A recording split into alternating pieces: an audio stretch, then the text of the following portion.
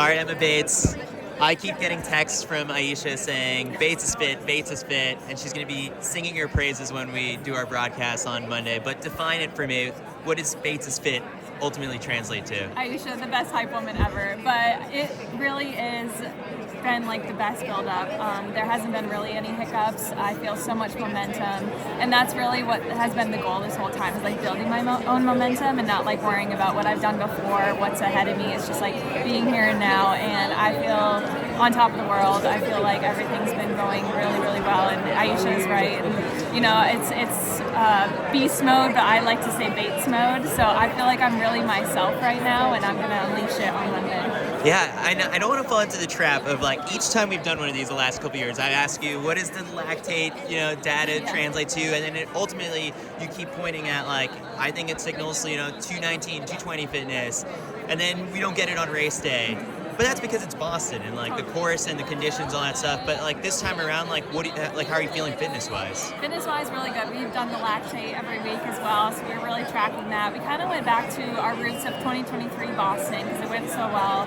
So we really wanted to focus on that and like kind of see where our fitness is. And on this course, I would say like 221 to 223 is where we're at. I still like to say that I believe I'm a 218, 219 girl. Like I feel like it's going to happen at some point. Not at Boston, but I feel like 221 can, win it very many years. I ran 222 2 years ago, and that would have been in the top 5, like, I don't know, almost every year. So I just really want a podium. I really want to be up there. So it's not about the time. It's all about, running as fast as I can to put myself in the position to win. Does your game plan change during the race when you find yourself up in the front?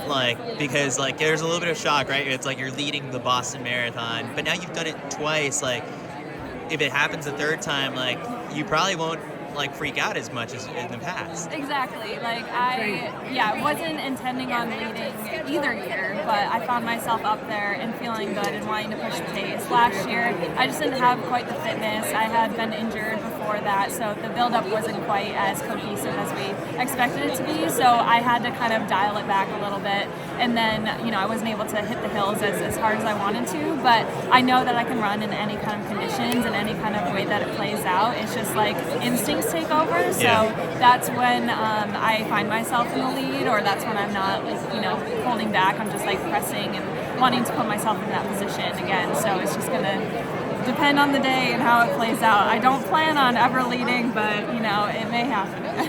What have you been visualizing in training to get yourself hyped up for race day? And is it the final stretch, a sprint finish with Helen Obiri? I mean, that sounds crazy.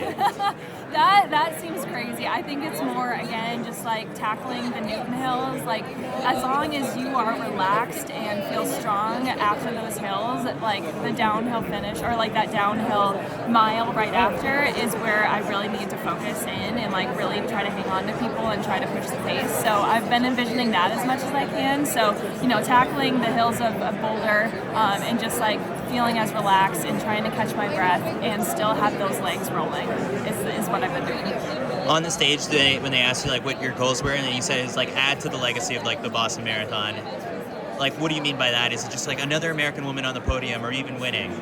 I just want to make Boston proud. Honestly, the Boston Marathon is the mother of all marathons, and just adding my presence, whatever way I can. Last year, I took 12th, and that wasn't a legacy in itself on paper, but cracking a medal at the finish line and just enjoying myself, giving people high fives at the scream tunnel, just soaking up all of that energy and giving it back is really how I want to leave a legacy and add to the legacy of the Boston Marathon. So it doesn't matter so much about the finish. It's all about just the experience. Although a beer at the finish is pretty iconic. Yeah. I hope somebody has a medal for me at the finish line. Ashley Mateo was there for me last year, so I'm going to need somebody else to step up their game.